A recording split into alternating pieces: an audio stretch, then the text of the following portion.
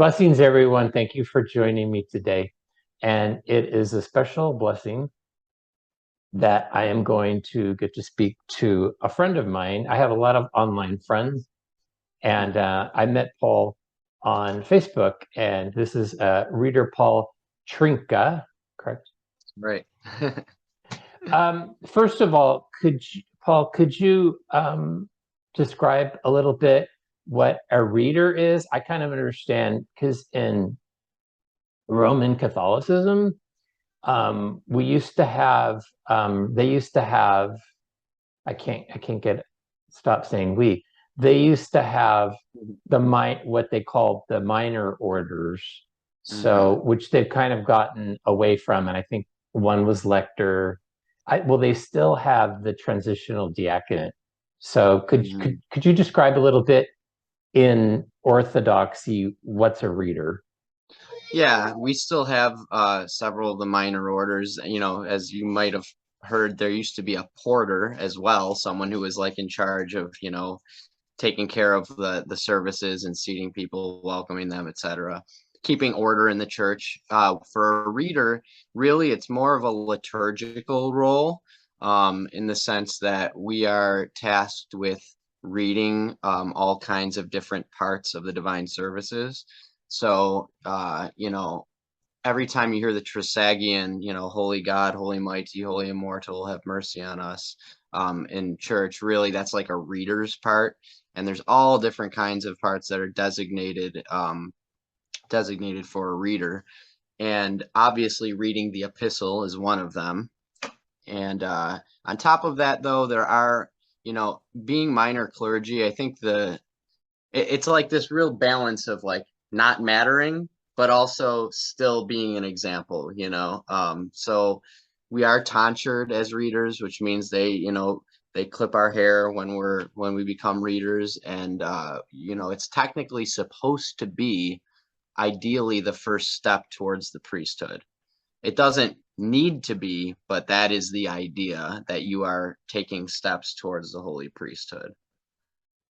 So, Okay. you have they are also one other thing, a reader could be blessed to give a sermon or to teach here and there. And, I have a blessing to do talks like this from my spiritual father, and he encourages me to, he's been trying to get me to do a talk at coffee hour at church for our faithful and stuff. So it's just it's a blessing, really, honestly, to the fact that I am blessed to do any of this stuff, considering my life and my history. It's just as most of us who are in Christ to any capacity can realize that God's mercy is abundant, and we don't deserve the the grace that we receive. Amen. Now, is a reader, are you chosen or do you volunteer? How does that work? It's kind of a combination of both. It's definitely something that you don't like sign up for per se, but you have to. It's really up to like the priest to identify potential candidates for the minor orders, and then obviously to get approval from the bishop, because it's actually the bishop that tonsures. Okay. And these minor orders are for men only. Correct. There is a reality of the female diaconate in church history, but Okay. a lot of that trips a lot of people up, because they just think, oh, male deacon, female deacon, they do the same thing.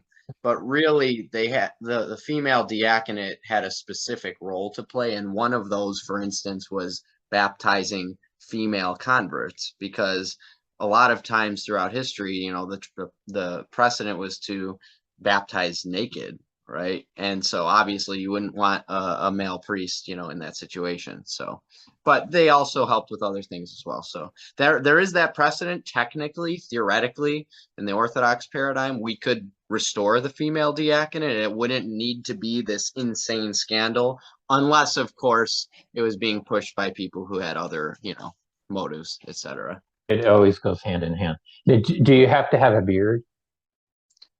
You don't have to, but it's highly encouraged. Let's put it that way. I've noticed that from going. To be to fair, I would have had this beard, 15 years ago working in management at a corporate supermarket. But they, back then they still held to like certain gender roles and professional like stereotypes. So I wasn't allowed to have a beard back then. the beards are in anyway, just in the secular world. A lot of men have beards, so They do. And now I'm just a grimy construction worker playing out in the mud every day. So it fits me. yeah, if you don't mind, Paul, could you were not I mean, I know a little bit about of your background because we've talked online. Could you talk about your growing up in the faith? You were not born and raised Orthodox, No. right? So, So what uh, religion were you baptized as a child? Were you brought up in a particular religion that that your parents had or being being the classical Italian family, I was raised Roman Catholic, and I was raised devout Roman Catholic. My parents still practice, although I think it's safe to say they're strongly considering Orthodoxy over the past several years. Glory to God. But they did a very good job raising me. I'm incredibly blessed for my childhood and the moral formation that I got as a child, and even just the basic idea of Christ and the church and stuff. But unfortunately, for a whole variety of reasons, some of which included my own love for my developing sins and passions, some of which included asking a lot of questions that I didn't get good answers to. And for a variety of those reasons, I ended up basically apostatizing completely. And in my early 20s, just pursuing the standard hedonism. Thank God I never got into drugs, but just drinking and all the other promiscuity. Lord have mercy. But so the world swallowed me up, to put it bluntly, and I didn't mind. I embraced it because that's what I wanted at that moment in life. Tragically, so about I would say when I was about 20, 22, 23, I kind of started getting introduced to certain topics that, I don't want to scandalize anybody on that's following along, but there's definitely that's impossible because they've heard my story. So right. Very, very powerful story, I might add. But, there were just certain things that I was learning about in the world, we'll say, that weren't true, that I had believed, that were lies to one extent or another. And I'll just say it straightforwardly, the one that really, really rocked my world and it made me care about the truth from being someone who just didn't care and was completely apathetic, riding the waves of hedonistic whatever. And that was 9/11. ooh, And when I looked into that in detail, regardless of what someone might think happened that day, the bottom line is a lot of things that were told to us weren't true. And, when you watch, and I knew people who lost people in 9/11, or I'm in Buffalo, New York, so we're only 7 hours away. My cousin was right on the outskirts. And, when you see those videos, those horrific videos of people jumping out of those buildings to their death, I remember that. Yeah. and then think that there's a very strong possibility that what we're being told about this isn't true, and that these people may have died over a lie, so to speak, or something that was maybe even worse than that. It really just shook me. And so I went on kind of a spiral at that point of just I was being introduced to all different ideas, and yeah, of course, some of them were your classic conspiracy theories. Other things were kind of new age spirituality and astral projection and all of these other things, and basically ended up just deconstructing in some ways positively, in other ways very negatively, deconstructing my whole worldview and just bringing it down to bare bones again and trying to build it back up on a foundation of truth.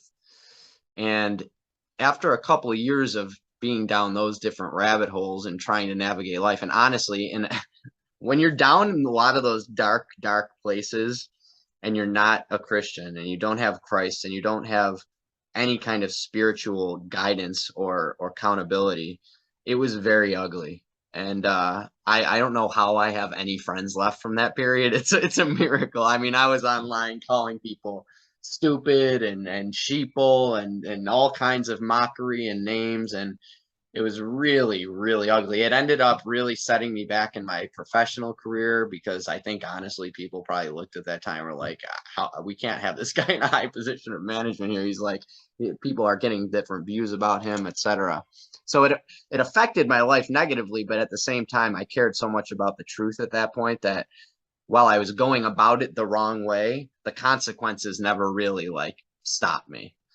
And I think that carried through to this day, except I would hope by God's grace, I'm just going about things the right way now and not offending people unnecessarily and, being harsh and all of those different things. So I kind of ended up being exposed to the scriptures again, long story short. And I saw a few documentaries and I was reading a lot of things. Someone really kind of slapped me upside the head with the subject of evolution. That, I mean, I was zealously defending it, and someone just, I mean, she just embarrassed me and in public on a forum, where other people were reading along, and I still didn't think she was right, but I knew she was wrong, but I was just thinking, I got to find out why she's wrong because she just really made a fool of me. So as I dove into that subject and realized, this isn't as scientific of a theory as I really thought it was. And then you look at the question of abiogenesis and how life began in the first place, and the idea that new genetic information that's complex and ordered, that there's really no biological mechanism for that to enter into a genome over time. It's really just either scrambling information that's already there or causing genetic loss. That was a really big eye opener for me. And all of these different things that kind of came together and made me, when you stop believing wholeheartedly in evolution and you read Genesis, it stops that whole caricature of Genesis as this like children's fairy tale just washes away completely. And you're reading it and you're like, this kind of sounds like how the earth came to be.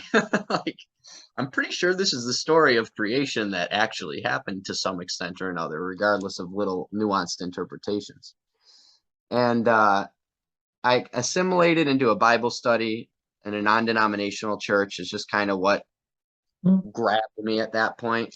And for years we were at that church. My wife and I got married there, and I continued seeking truth even in that paradigm, and it ultimately ended up really being like a futile endeavor, which was extremely disheartening because I think you can probably relate to this, and I'll let you jump in at whenever, but I knew Christ was the truth. I knew why I believed that Jesus was God and that he rose from the dead.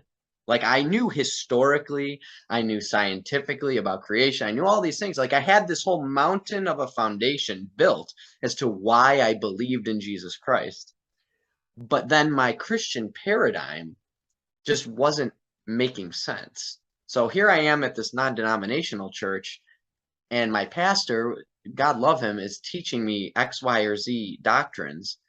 And you're just left there thinking like, well, I was reading that the other day and studying this and checking out the Greek lexicon, and I don't think that really means what he said. At the end of the day, you're just left sitting like, I'm not beholden to a single thing this man says.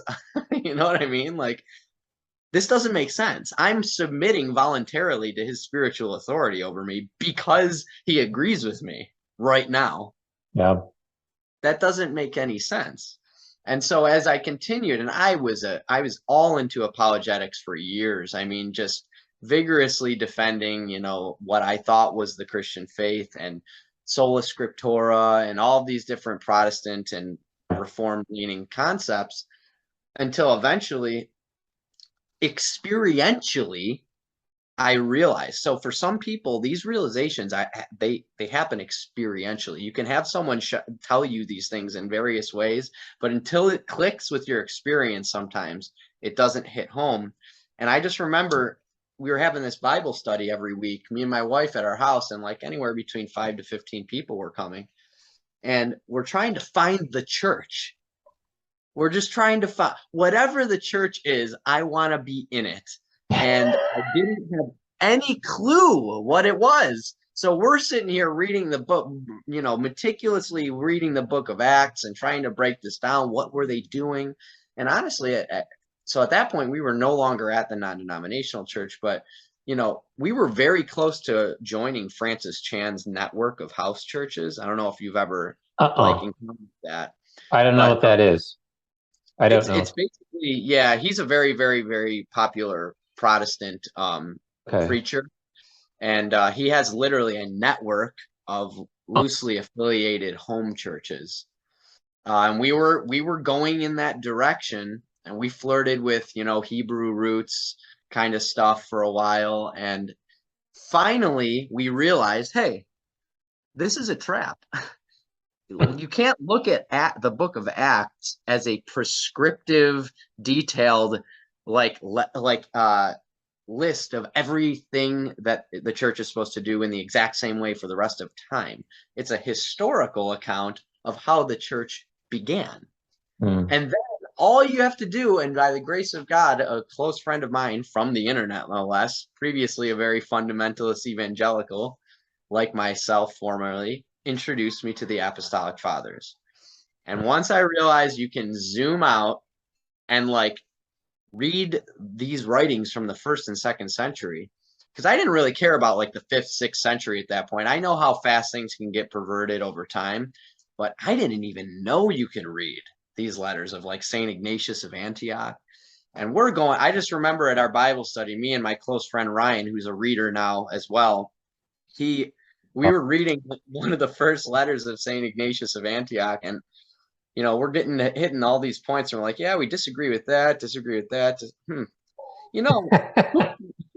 Who's right about this stuff, me or him? Probably. And, I'll summarize it with this.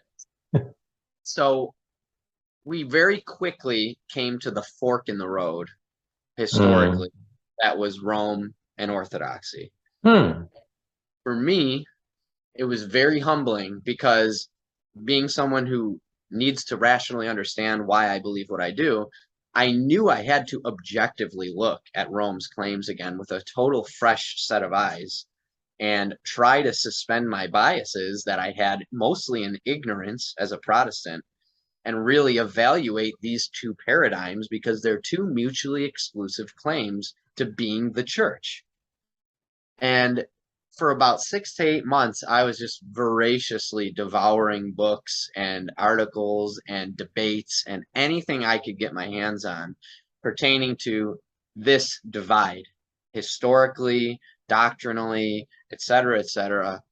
And over time, throughout that period, most of it, we were faithfully attending an Orthodox church, but as much as my spirit was longing to become Orthodox, I couldn't, because my rational mind wouldn't let me make that commitment until I was confident that I understood why.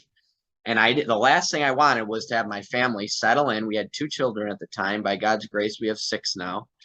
And I didn't want to have us settle into a church and then have a Roman Catholic apologist come by 2 years later and just be like, oh yeah, you're wrong, here's why, and then have to uproot again.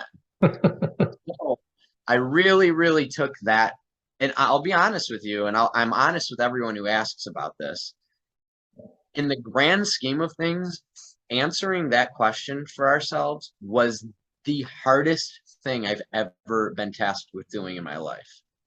Not because my spirit didn't yearn for Orthodoxy, but because historically the waters can get so muddied, and people can proof text and make things support either position. And what I found in conclusion to all of this was that it was very helpful to me as I investigated each subject and formed a conclusion on it, whether it was the Council of Florence, whether it was the Filioque, whether it was Palimism, as they call it, or whether it was the papacy, the functional role of the papacy and all its apparently contradictory claims, and then zoom out and see the puzzle that I'd been putting together and what it looked like. Okay. And for me, it was very, very clear by a certain point that one of these ecclesial bodies preserved the faith of the first millennium. I get The it. other one definitely did not, if I may humbly submit. That's my perspective, and that's how I was able to confidently answer that question, by zooming out. I get it. What I was thinking, I thought a lot about what you were saying. I was having a little bit of a difficult time keeping up with you because I'm not learned like you are in these matters. And it sounds like your conversion, I always have these two like notions in my head. It's like some people have a conversion that's very similar to Saint Augustine, and some people are more like Paul. I mean, mine was very much like Paul. I had a very radical, quick conversion. I wasn't a deep thinker like you. I wasn't concerned with any of these ideas at all, evolution or any of those things. And but it sounds like you were more like Augustine. You were really wrestling with a lot of these things over a long period of time. And so I find that interesting. And then the other thing is, how did you actually, as somebody who was raised Roman Catholic, because Orthodoxy is a relatively small religious group in the United States compared to Protestantism and Roman Catholicism.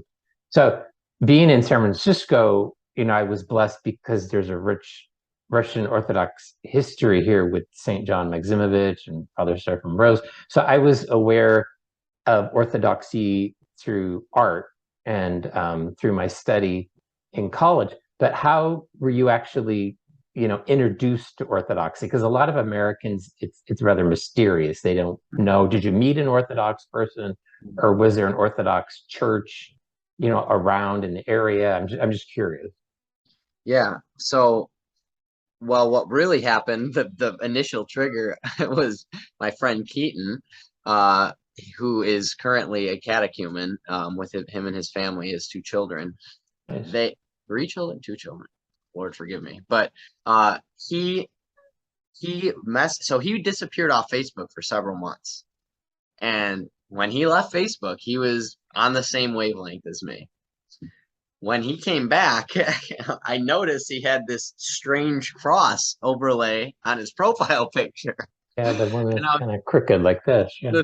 yeah, I'm like, what is that? And I saw him post a few times about Orthodoxy, and I had the Orthodox Church, and I knew next to nothing about Orthodoxy. Basically, that it was just some other form of Roman Catholicism. I honestly knew like nothing. I was completely ignorant. And I reached out to him and I said, bro, I said, listen, I respect you a lot, and I know you don't do things and believe things flippantly. I said, as far as I know, you basically are professing to believe like a false gospel right now. So tell me what I'm missing and help me understand, because I know you must have a reason for believing this. And by the grace of God, he spent hours over the next couple weeks on the phone, someone I never met in real life before, on the internet. And he was so patient with me because I was probably pretty defensive at points in the conversation. And he just was explaining to me ultimately about the apostolic fathers. He's the one who introduced me, and just trying to get the message through about how epistemically, like how we know the faith, Protestantism just doesn't give you that, it doesn't offer that ability. There's no tether to objectivity in the Protestant paradigm. And it was a very, very, very hard thing for me to grasp. And it took him a good amount of time to help me. But God was also working on me, and I genuinely wanted the truth, which is why I reached out to him in the first place. So then when we finally realized, I told you that moment when we read St. Ignatius of Antioch at our Bible study, and we're like, all right, we're going to go visit an Orthodox church, me and my friend Rita Ryan. And he actually went the week before we did, and he kind of scoped it out, and then me and Kelly and the kids went after. And there's one 5 minutes away from us, basically in Buffalo. And there's 8 in Western New York, believe it or not. And it was just, for me, it was like immediately like I found it. Like my spirit immediately knew, like, this is what I've been longing for 10 plus years, even before I believed in Christ. This is it. And then it was just the journey of, the rational acceptance of the whole paradigm. What I'm not sure how to say it. What type of Orthodox church was it? Greek, OCA, Russian? What was It was OCA, and okay. I For was, everybody, for everybody at home, that's Orthodox Church of America. yes, Orthodox Church in America. And it basically, I had an amazing spiritual father that brought me into the church at that church. And he was just the perfect person to meet me there, at that point in my life. I'm very grateful for that. Unfortunately, with a lot of the shenanigans that happened over the past couple of years, sadly, Yeah. not to go into that topic, but just the reality is we held out for just about or over 2 years through all of that stuff. And then, unfortunately, at the end, they started really forcing certain things, and we just couldn't get behind it in good conscience. And the way things played out is that we ended up making our home in Rocor. So it's not, and I need to be clear to your listeners, because a lot of people don't understand a lot of this stuff, and it can be very confusing, to be fair. You're That doesn't correct. mean to say that I think the OCA is a false church or has no grace in their mysteries or they're in heresy or anything like. I think they made a lot of very, very, very extremely poor decisions, as most of the jurisdictions did during the last 2 years. And sadly, the way things played out in the case of a lot of individuals and families is that when you push people away and they find a really good home, the love of the people that are there don't always draw you back. And for me, I love deeply, and I've remained very close to several people, a good number of people at that parish. But I can't abandon Father Andrew now. You know what I mean? Like he was our spiritual refuge. This parish welcomed us with open arms in a time of great difficulty. How could Awesome. I ever leave at that point, as much as I love everyone at our old parish? So, and to be honest with you, the only other thing I will say, and I say this humbly, this is my own personal opinion. I don't represent my priest. I don't represent anyone when I say this, but the fact that the OCA parishes in Quebec were actually barring people from the churches for a long duration of time over the vaccine, regardless of where you stand on getting it or not, is irrelevant to me. The fact that the faithful were divided in that way, that is something I truly feel like warrants like public repentance on the part of the church. So that's just my take on that thing. Too bad. Um, Now, the Orthodox Church of America, they offer the liturgy, but in the vernacular. It's in English, correct? Correct. Yes. We So, you, do. Oh, I'm sorry. Go ahead. so when you started going there, so you were raised in the Roman Church with the vernacular Mass, and then you went to the OCA with the vernacular liturgy. Okay. Yes. And that always made sense to me. The one thing, it's funny, a lot of traditionalist Roman Catholics, we have our very strong disagreements, and then we have a lot of things we agree about, and that we would say, yes, come to our side and fight with us to preserve the faith. But one thing that never made sense to me was this like weird fetishizing of the Latin language. Because like when Saint Cyril and Methodius went and Yes. evangelized, I Did they know. evangelize in their own language that other people couldn't speak? No, It was they Slavic, yeah. right. They spent all this time, and when St. Herman of Alaska came to America, he was learning the native language and then transcribing the liturgy and translating the liturgy into their language. Like this is how historic evangelism has worked. I just never understood that. I maybe I can help you real quick. Is the for like Gen Xers like me that were raised like in the 70s and 80s, the mass in the vernacular was really associated with the folk mass and with a lot of liturgical abuses. So, Mm, like when somebody, like I left the faith, I didn't leave the faith, I didn't have any interest in it. But when I came back to Christianity, I came back to Roman Catholicism, although I kind of debated Orthodoxy for a little bit.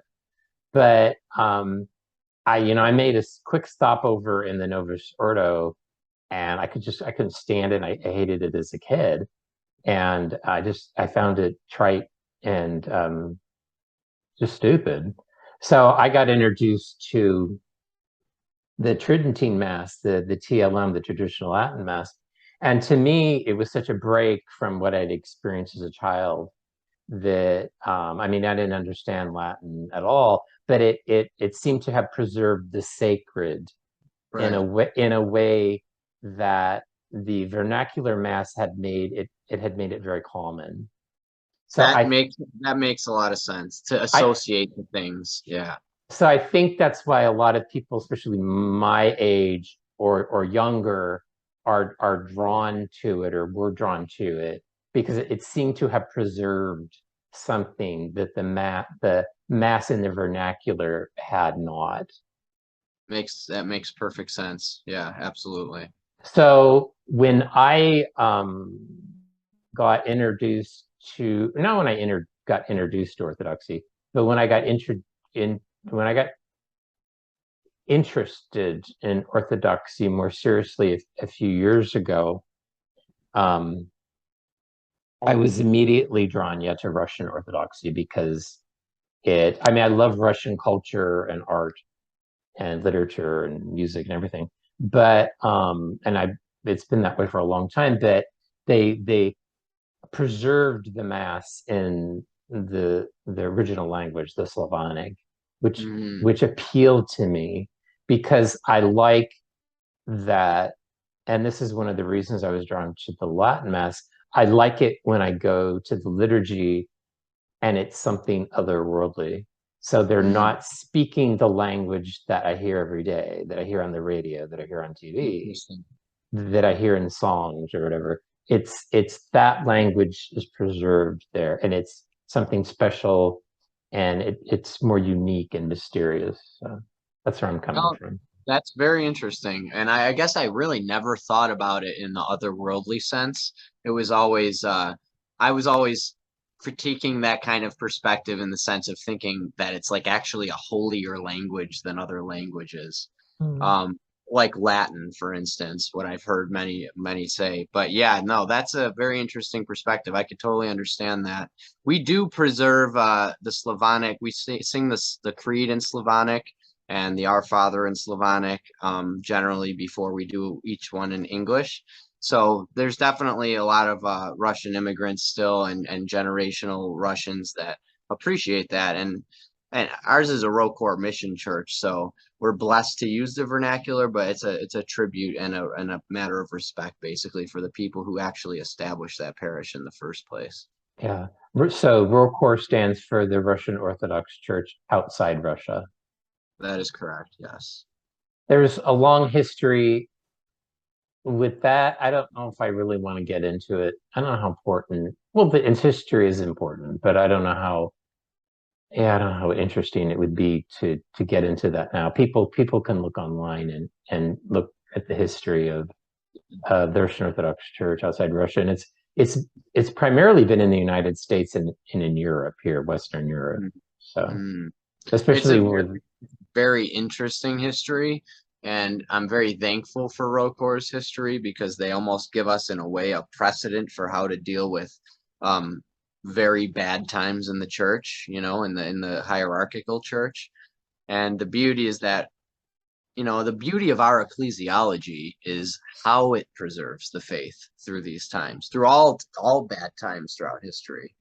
And that um we don't have that centralized ability to tear everything down in an instant, so to speak. And we also, when things go really wrong, there's no problem for us to say, oh, look at this ecclesial body that basically was walled off from the rest of the Orthodox Church, out of communion, but yet they were in communion with, I believe, Serbia throughout that entire time where they were basically almost in schism. And they remained canonical, and they stood up for the faith. You know, they said, no, this is what's happening is wrong. We don't want anything to do with it. And they helped encourage the rest of the church to deal with these issues. It's just amazing to me. I'm very fascinated with how, because at the end of the day, we're the ones who are blessed by those who went before us, who kept the faith preserved from all of these innovations and all of these heresies, whether that was Saint Athanasius or whether that was Saint Mark of Ephesus, an absolutely incredible saint. I mean, you know, Saint Gregory Palamas. You can name a million. My goodness, Saint Theodosia of Constantinople. One of our daughters is Theodosia, and the way Oh, beautiful. she stood up, thank you, she was a wonderful saint, and she challenged me because she really stood up to iconoclasm in Byzantium, I believe in the 9th century. But they ended up like stoning their own bishop, the Patriarch of Constantinople, and running him right out of town. So you have these examples that a lot of almost, I don't want to say pacified, but emasculated versions of the faith.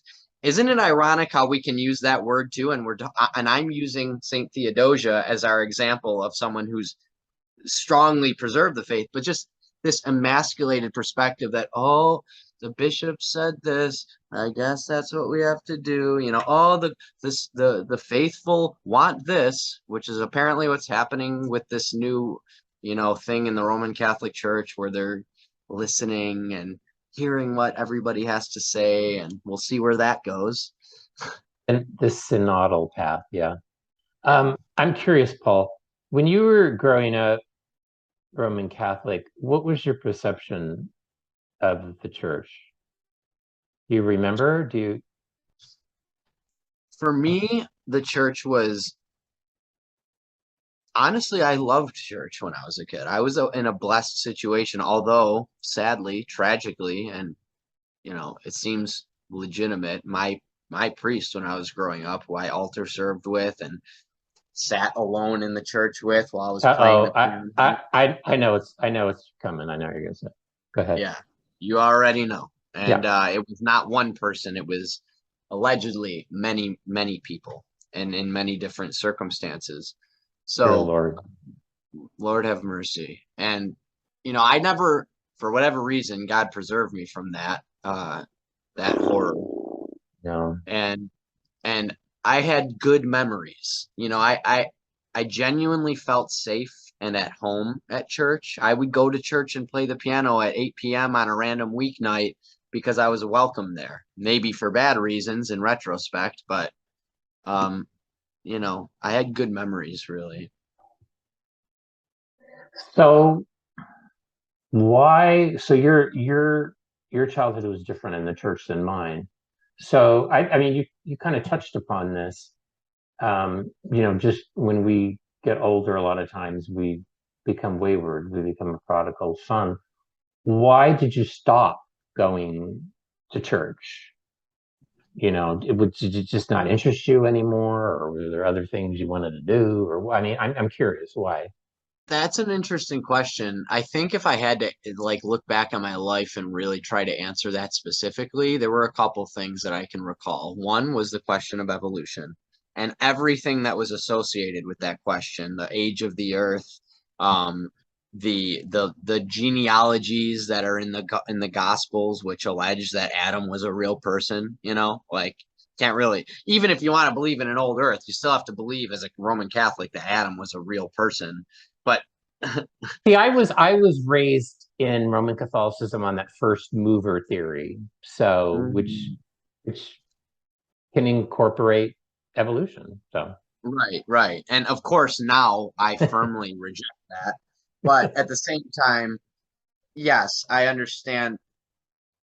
I guess here's what I'm saying is that that question really led me to doubt the veracity of the scriptures, like very, very much. Because to me, in my mind, if that whole thing never even made sense to me, even with reconciling with theology.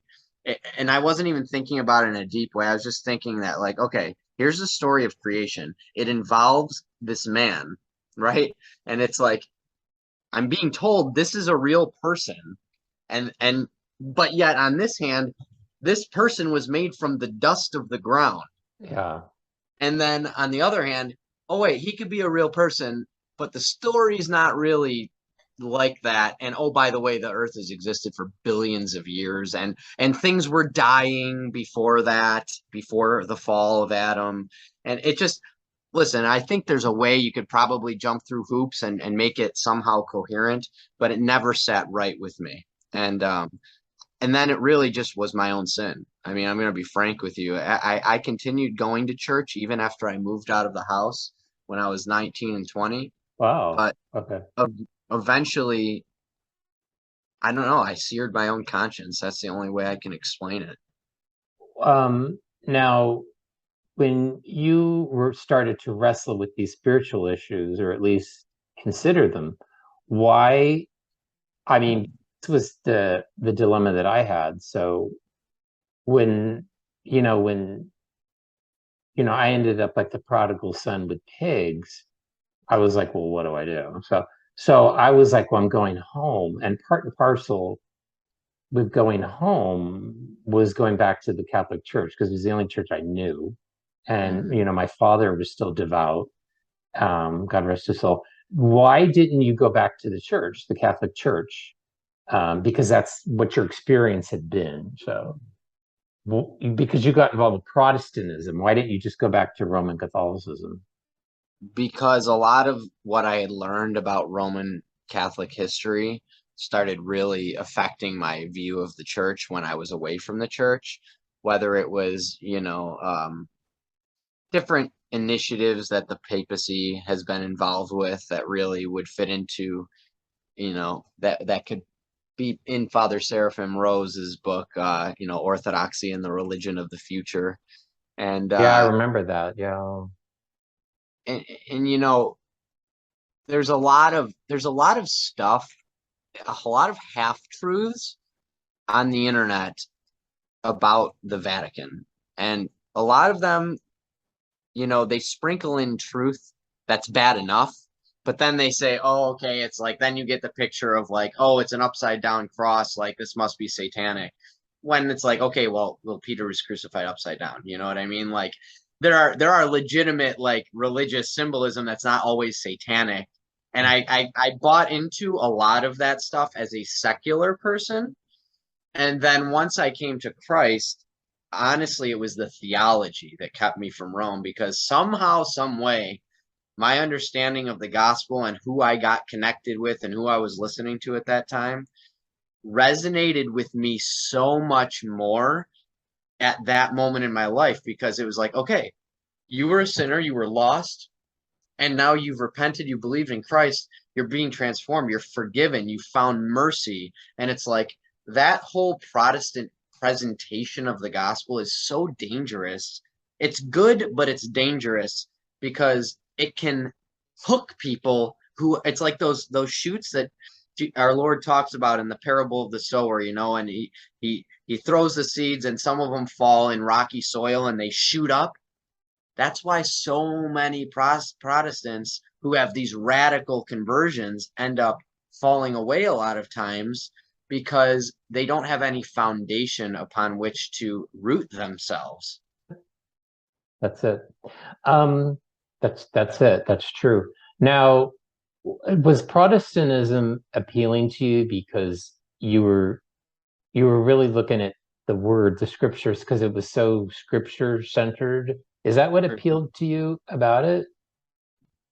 Yeah, I mean, the way it's presented in these different denominations or just the Protestant non-denominational paradigm is that the Bible's our source of truth. And Right. given my journey to that point and how I started to actually care about the truth in the first place, yeah, I believe in Christ because the scriptures revealed that to me. And I started actually I remember the moment I believed in Christ. Like it was a moment for me. I don't know. I know you said you had a radical St. Paul experience as well. I'd love to hear that. I'll just briefly tell you mine. I was watching a documentary and it was called, I think, Age of Deceit, and it was basically incorporating all these different rabbit holes that I'd been down over the last several years and making sense of them through the spiritual realities of good and evil and who Christ was and all this stuff. And at the end of it, this really great produced documentary, it had almost like what I would have thought was the corniest thing ever at any other moment of my life. And it was basically like a presentation of some form of a sinner's prayer. And it was like, if you haven't given your life to Christ and you believe everything that was just presented to you, like, what are you doing? Like, do it right now. And so I genuinely did. I prayed that prayer with a sincere heart. And Mm. immediately I had just this wave. It was surreal. I mean, it was like this wave of energy from my head to my toes. This tingling, extreme vibration that just kept going. I mean, for like a couple minutes. It was going on so long that I was actually like wondering, like, what is this going to stop? And to me, in retrospect, I just view that as like the most physical confirmation of that basic truth that Saint Thomas, said to the Lord when he fell down, said, "My Lord and my God." Like, you are the Christ, you are the Son of God, Saint Peter. I had that moment, and it was confirmed in me, and from that second onward, my life, everything about my life, radically began to change. Okay. Now I want to go back to when you first got interested in Orthodoxy, because for me, going from the traditional Latin Mass to the Russian Orthodox liturgy, it wasn't disconcerting at all. I mean, there were things that felt strange and foreign about it, mainly to do with the iconostasis in the language, but it felt familiar. But someone coming, and I've had this experience too, someone coming from, let's say, the Novus Ordo Catholic Mass or a Protestant liturgy, I Mhm. can imagine that the Orthodox liturgy would be really disconcerting to them because it's radically different. So, I mean, even though you described the liturgy that you went to was in the vernacular, I mean, it must have seemed quite strange to you. So, Without a doubt, and for my wife especially, because I she had a rough go during that period from non-denominationalism to orthodoxy because she loves the truth as well, and she has a heart for the truth and for God, and she had her own unique, radical kind of conversion experience, and she had just basically been following and trusting in me. And this is why it was so important for me once I came to that fork in the road to make sure I knew what I was doing, because it really, really disoriented and burned her and disheartened her to think all of these fundamental things that I thought were true about my faith are wrong. Like, for me, I'm just like a truth seeker, at heart. I'm just like, oh man, I really got to put my foot in my mouth. Time to adjust my paradigm. Like, it's not that easy for everyone, and I and you, recognize. yeah, and as a father and husband, so husband and father, so you weren't a lone traveler like me in this. Mhm. So you had your wife, and then how many kids did you have at that point? At that time, we had two children, and I was acutely aware of the fact that there was a church. I just wasn't in it and didn't know what it was. And Did that was you a did very did you think disconcerting place to did be. you think it could be Roman Catholicism at that point, or had you said no, it's not Roman Catholicism? I did not say no for at least 6 to 8 months in my mind about Roman Catholicism because rationally it was surviving. Like it as a presentation, it was surviving the logical tests, right? It was checking out there's always a way. You got to remember, and this is what I've learned. This is what I've learned since then is that the Roman Catholic Church has spent over 1,000 years defending and developing and working to preserve its claims to the papacy. They used to have canonists employed basically to go through all of the old councils and figure out anything that could possibly be used to justify their claims. Yeah. Most Roman Catholics don't know that the papacy was built in many respects on actual forgeries, like the pseudo-Isidorian decretals and the donation of Constantine, and they just don't know this stuff. But when you zoom out and you just look and say, what is this that I'm looking at?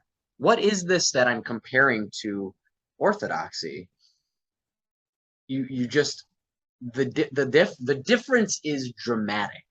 And I always find it interesting that, when I deal with Roman Catholics today and have dialogues with them, and I have many, and I've got really, really close friends who are Roman Catholics that Me I too. love them, they love us, and my whole family, my parents who are probably here, I think, right now at the house helping watch the kids and do other stuff to help us. I, they're the best. Like we have a great relationship.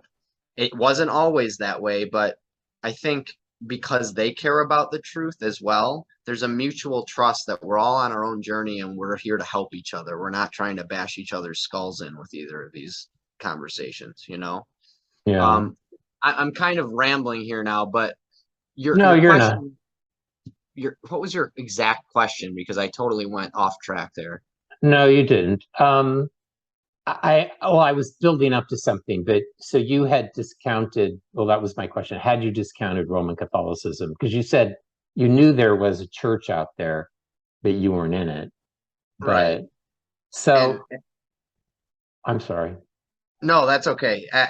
And basically at that point, so we're at that no man's land point where we're trying to figure out what the truth is. And what this is what I was going to say. What I've realized now in retrospect and over all these dialogues and conversations is that the Roman Catholic paradigm you're never gonna find the silver bullet that's like, I found it. I found that one thing that makes the Roman paradigm false. And hey, look, everybody, no one's heard this before, but I found it. Like, here it is, game, set, match. Like, people who approach the question of Orthodoxy in Rome in that way, looking for that, it's an easy trap to fall into because technically, hey, if you find one ex cathedra statement that gets contradicted somehow, like there's your golden ticket. But it doesn't really work that way because the Roman Catholic epistemology really offers no advantage to the Orthodox paradigm. They say that the papacy is supposed to be able to solve these issues with a firm decree, right? I'm sure you've heard this since you become Orthodox. Tell me, have you heard anyone say, how do you know a council's ecumenical if you don't have a pope? Yeah, kind of. Yeah. Okay. Well, the answer is I don't what pay they much. don't. I don't pay much attention. well, well, for me, that was an important question to answer, but the answer is simply this. They don't have an answer either because if you look at history, something like the Avignon papacy, where the papacy resided in France for upwards of 70 years, and you had two and then three simultaneously elected popes by cardinals residing in different countries, and they're all saying we're the pope. So who do you think that the faithful knew the right answer at that point? It's so nice and neat and tidy for the Roman Catholic historians to turn backwards and go, oh, well, this one was actually an anti-pope, and this one was an anti-pope, and that was a true pope, and this line was an anti. Well, that's all nice and good now, but Uh, the reality is, in those periods of time, you would have been throwing your arms up if you were a layperson. You probably thought the person who was in France was the Pope if you were in France. like Like like now, yeah, like 100 years from now, they'll be going, yeah, there was an anti-pope and a pope and God knows what else. But right with Pope Benedict and Pope Francis. It's still happening. So my point being, and for your listeners, the point that I'm making there is that they're assuming it's a built-in assumption every time they make these claims of like solving epistemic problems. They're assuming that anyone knows at any given time for certain who the true pope is. And the reality of history is that's not always the case. yeah, So, so ultimately, when I stood back and kept piling these things on top of each other, it was actually a divine liturgy where my archbishop was in town. And at this point, I was just spiritually, I was like really beaten up because we'd been attending the church for about 6 or 7 months.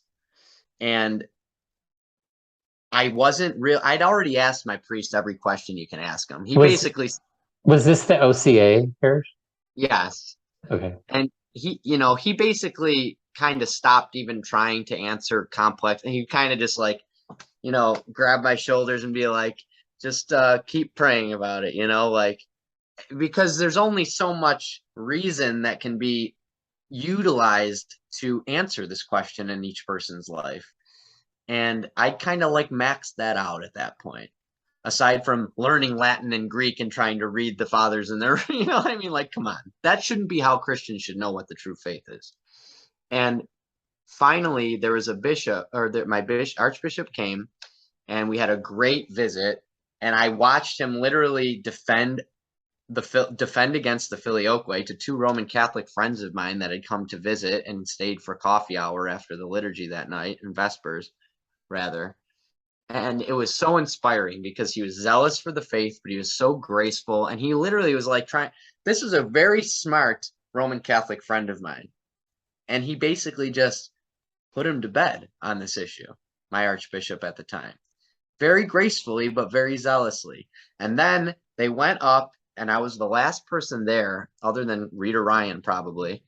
And they went up into the church at around 11 or 12 midnight to do a service. I don't even know what it was at this point, but I stood outside the door, where the altar is, lets out, where the little like vestment room lets out into the back of the church outside.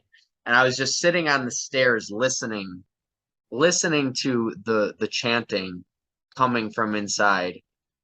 And it was the most divinely peaceful thing I've ever encountered. I just sat there looking up at the dark trees, blowing in the breeze, listening to this, going, this is it. This is it. And that was the day I made my decision, and my wife trustingly obliged. It made sense to her, and she was basically just waiting for me to lead our family in a particular direction at that point. Good women you got there. Wow. She's Wow. an absolute Wow. gem. You're blessed. Can All I those, tell you? Can go I tell ahead. you? She is blessed in the normal ways that people talk about being an amazing wife and mother, but and lover of Christ. But I put her through hell No. through certain things that I studied. And I'll tell you, this is why I'm very zealous to convert Protestants and to do for them what Keaton did for me, and expose them to Orthodoxy and help them come to the true faith, because our fathers in the faith and our saints don't call heresy soul destroying heresy for no reason. Yeah.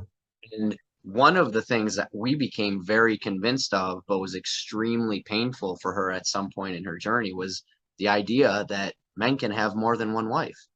By the grace of God, we never Yeah. went and acted on any of that, but you wouldn't believe it. There's a whole community of professing Christians who interpret the Bible in this way and that way and Yeah. justify. Besides the LDS people. Oh, yeah, legitimately. But like this is my point, and God rescued me from all of the errors that I had had in my previous time as a Protestant, and that fire fuels my zeal to help rescue other people. But my point being, yeah, that was extremely painful to even have those discussions about that subject, and she loved the truth enough to be willing to have them. That that part, and I've kept you too long. That part of your journey reminds me a lot of the families that I met in the traditional Latin Mass, because I don't want to say all of the time, but I would say a good percentage of the time it was the the husband and the father who became interested in traditional Catholicism, the traditional Latin Mass, and then vis-a-vis with in cooperation with his wife, the family, all came along into the traditional Latin community. So yeah, it's important that the role of this is kind of a pet project of me. If anybody's read my book, is the question of fatherhood and masculinity and all this stuff and how it interrelates with religion and stuff. Mhm. So and that's what initially what drew me to um, traditional Catholicism, because the Novus Ordo, it just seems like a lot of old ladies. The liturgy had become very female centered because of lay involvement in a lot of those things like lectors, Eucharist ministers, servers, everything. And I don't, that's a whole other can of worms, but um, what drew me to traditional Catholicism was, yeah, you had the sacristy and the sanctuary was, predominantly men, and then the laity in the church were a lot of people my age, because at that time I was 28, 29, 30, Mhm. and a lot of families and a lot of men, which I liked. And then, but it's kind of like Orthodoxy ramped it up for me, because you have that example in the pews. Well, we don't have pews. You have that example in the church, but then you also have that example in the clergy of Right. healthy masculine men who are also, a father to their parish, but also have a lot of experience of fatherhood within their own families, which very much appealed to me. It's kind of strange because when I was a conservative Catholic, I was very much against the married priesthood. And I honestly still don't know how it would work in Roman Catholicism, because they just don't have that tradition, like the Orthodox do. And then, Can real quick on that subject, if I may, excuse me, it's just yeah. a prime example for me of like how the errors of Rome just came to make themselves manifest. So it wasn't necessarily a problem as a local tradition to have a celibate priesthood. No one, I mean, Rome had that tradition for a very, very long time. But even as early as the first ecumenical council, they were trying to sneak it in and make it a rule for the whole church. And it was actually denied outright, like, no, we're not doing this. It was not just one time either in history. So what you have then is this local church of Rome, and maybe it's surrounding Western churches or whatever.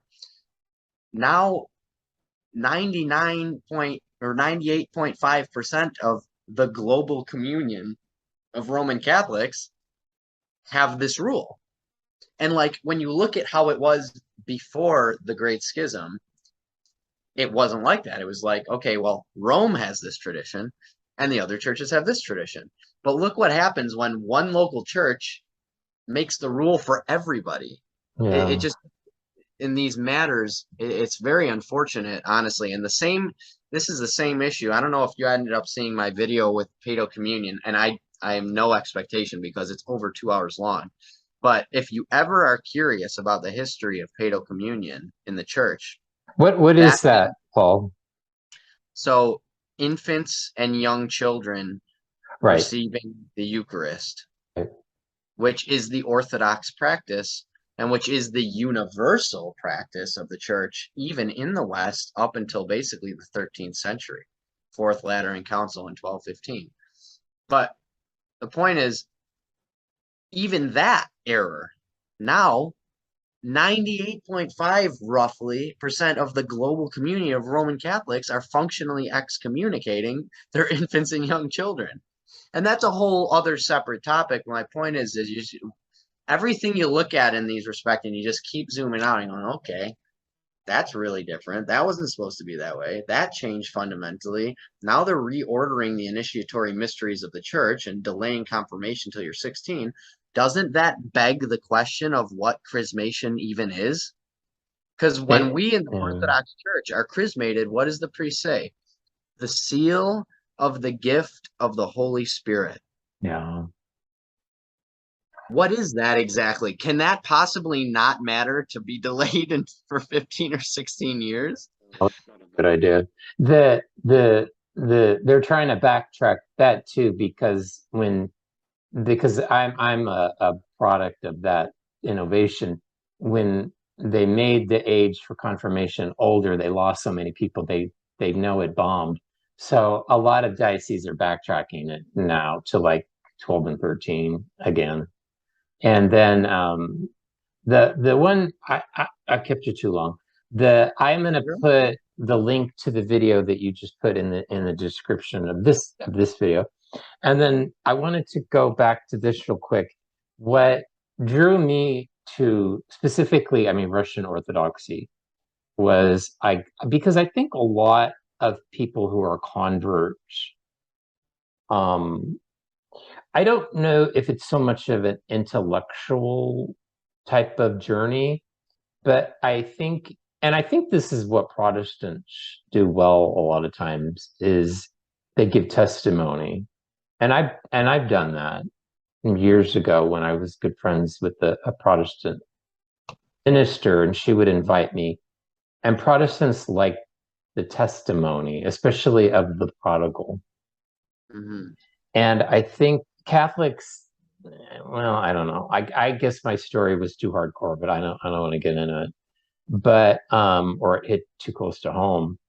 But what really touched me the first time I was exposed to Russian Orthodoxy was the story of Father Seraphim Rose, just his life story. And he hadn't made a big deal out of it, although the other people had written about it.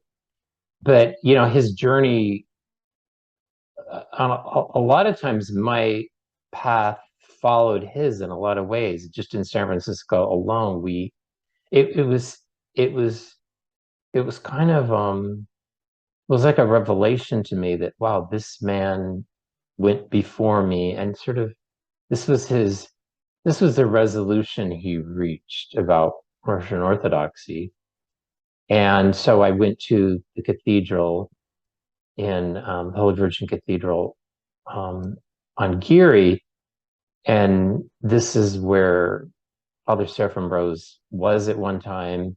You know, you have Saint John Maximovich there, who was very much a patron of Father Seraphim, and the liturgy, the beauty of the building. I've always loved icons and the music, the incense. It was a full sensory experience.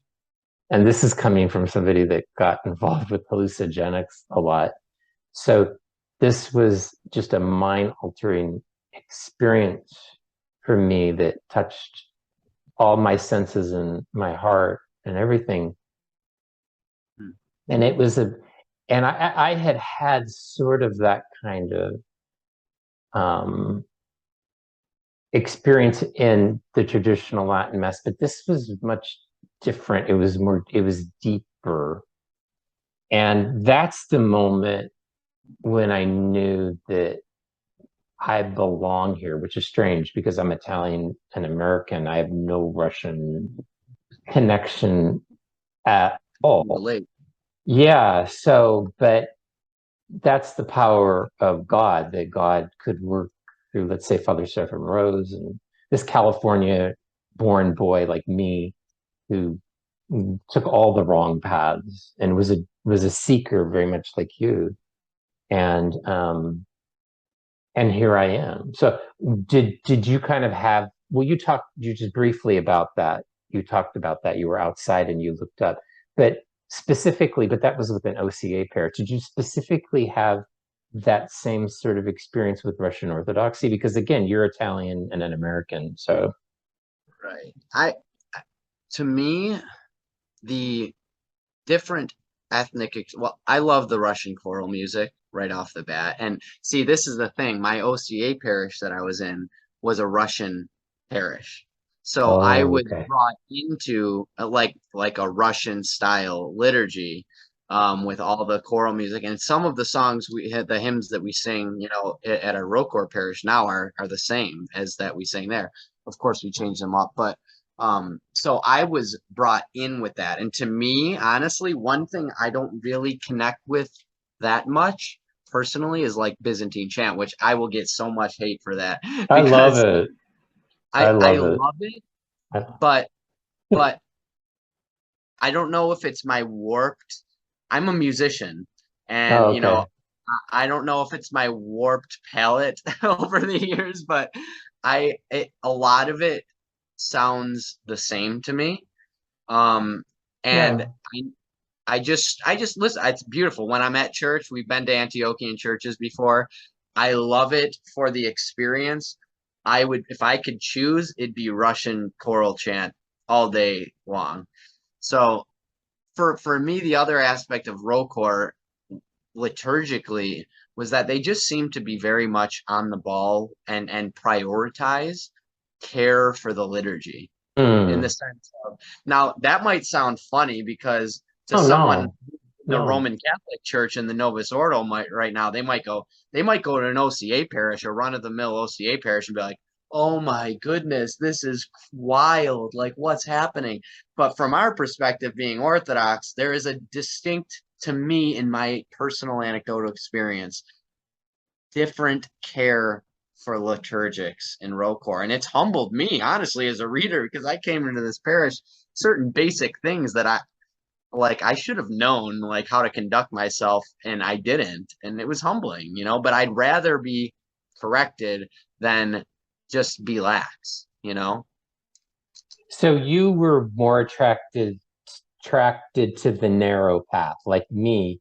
You, Mhm. like a lot of men that were born and raised in America. I mean, I'm Gen X, you're more a millennial, but you wanted more of the discipline and that sort of thing, which is what I wanted, which I was attracted to the TLM.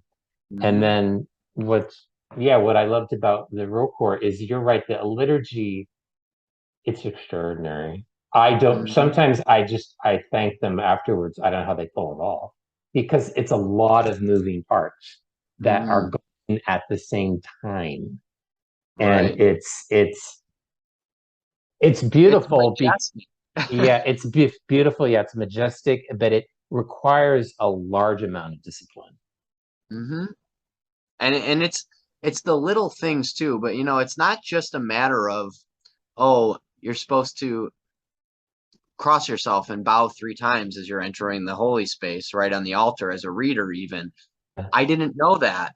I mean, that's shameful. I didn't know that. I didn't know that on certain days you're supposed to do 3 full prostrations and make the sign of the cross, and on certain days when you enter the church and enter the holy place in the altar. Like, these are things I didn't know. But then, okay, why does that matter? Well, it's not just some empty tradition. Then you read a story from one of the saints where, you know, there's an angel tasked to guard every altar, that's always there, like the garden, but guarding it in watching over it basically. And it's like, there's an angel here. Like that kind of inspires a good reason to be reverent. And it's just, it's a totally even as an altar server, as a Roman Catholic, there was none of that reverence. You just walked in, you walked out. Yeah, it's just, so I'm very much drawn to the the more liturgically rigid parts of Orthodoxy that are That's going to it. help her, because the walls, the winds of the world are just beating even on the Orthodox Church right now, and we need that balance to keep the faith. And Rocor does a very fine job with that. I agree. I like that descriptor rigid because the current um, Bishop of Rome, yeah, doesn't like rigidity, but I'm all for it. I'll touch on one current controversy that's kind of sweeping over the last week or two the Orthodox world, because a very prominent priest, I'm sure you've heard of him, Father Josiah Trenum. Yeah, he's a cool guy. I like him. So I love him as well, and he was I don't know instrumental. him. I should say I don't know him. So. By the way, I should mention that his interview and the book Rock and Sand, that was the thing that closed the door on Protestantism for me once and for all. But And with that, Father Josiah is OCA. Yeah. he's Antiochian. Oh, is he? I'm sorry. I thought he was No, that's OCA. okay. Oh, Yeah, he's in the Antiochian church. But he made a video somewhat recently about the idea of there not being sacraments outside of the Orthodox Church. I saw that. Yeah. And this is very interesting to me because really this is where the rubber meets the road when it comes to proper ecclesiology and proper theology.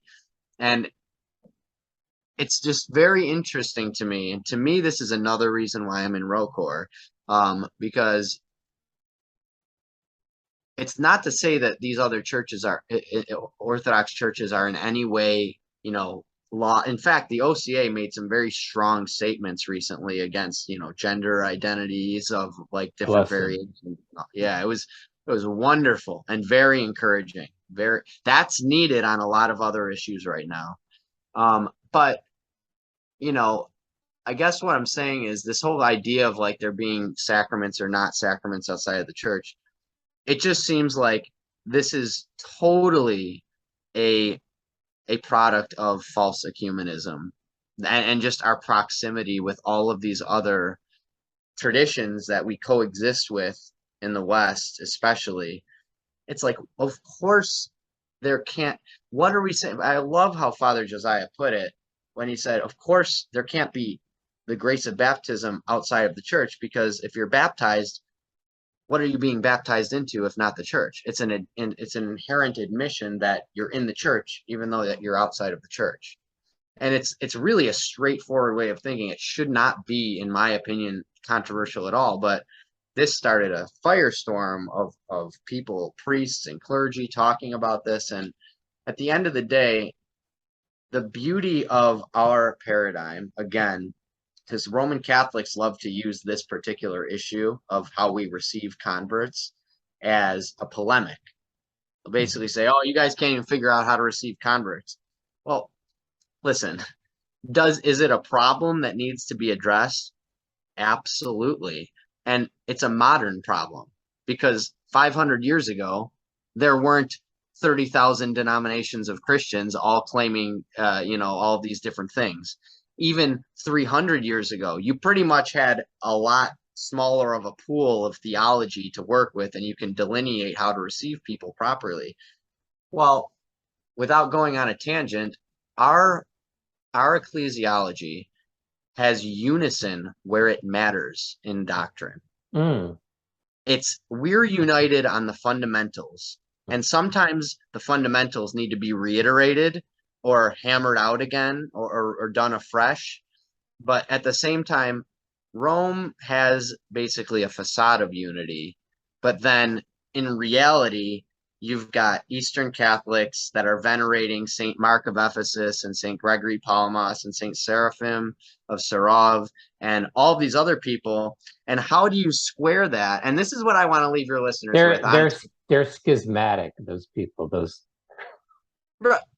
because I've posted certain those saints to Facebook, and some Roman Catholics will go, "Well, those are schismatics." Right. Well, how do we square this exactly? And if you do you have Roman Catholic primarily listeners here? I would say so. Yeah. So anybody who's thinking about Orthodoxy, and this is ultimately why I do any talk, like anything, of course I love talking to you, Joseph, and it's wonderful to build a relationship with you and a friendship. But I have a desire to see people come to the one true faith, because there can only be one. There can only be one church. And so if you guys are seriously evaluating all of these different issues, just think about this. The Melkites venerate Orthodox saints liturgically in Right. the open. It's not a private devotion. They venerate them liturgically. So the thing that keeps 98% of Roman Catholics flirting with Orthodoxy in the Catholic Church, Catholic capital C, is that they are afraid because they've been conditioned to believe that outside of the communion with the Bishop of Rome, there is no salvation. Now, all I would present to these people who are stuck on that idea is that your church and your communion recognizes and permits and acknowledges through the liturgical practice and veneration of its churches in the East that these people are not only hopefully saints, They are. that we can have a strong hope for them as schismatics and potentially heretics, but they're saints. So that's an affirmation that it's Oh, right.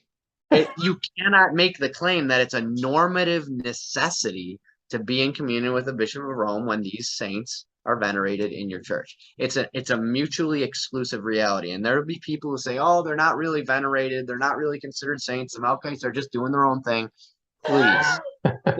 You go to every Melkite church and look at their church calendar. It's going to have Sunday of Orthodoxy with St. Gregory Palamas. It's going to have all of these other Eastern saints that some of them in the 19th century are being venerated. Come on. You don't have to be bound by this false idea. It's a very difficult thing to come to terms with because people care about their souls who are in this position. And I recognize that. It's a very serious thing. But don't be so pigeonholed by this fear tactic that you don't see the obvious contradiction that's right in front of you that gives you the freedom to become Orthodox. The Catholic Church acknowledges that we have a valid priesthood, that we have a valid Eucharist. What would keep you in communion with Pope Francis other than that one fear? fear. Boom. And I've heard, thank you, Paul. I've heard other Orthodox people use that as an example, but yeah, thank you. You helped me a lot too, because I've heard that before, but you cleared it up for me. Because there was some confusion in my mind. So I hope you did that for other people. Thank you. God bless you, Paul. I'd love to have you back because I've got like a long list of stuff I would like to talk to you, but I'm glad that today that we and everyone else, we've got to primarily get to know you because that's what I like. Hey, God bless you. God bless you, your family. Thank you. And I hope to talk with you again in the future. And I want to end with this from my perspective. You are your testimony, your person, who you are a precious treasure in the Orthodox Church. Your testimony is so powerful, and I think it's so beautiful that someone who's been through everything that you've been through, you, like me, knew Christ was the truth. You just had to figure out where you needed to be and where the truth resided in its fullness. So glory to God. It's been a pleasure. Thank you. You too. God bless you, Paul.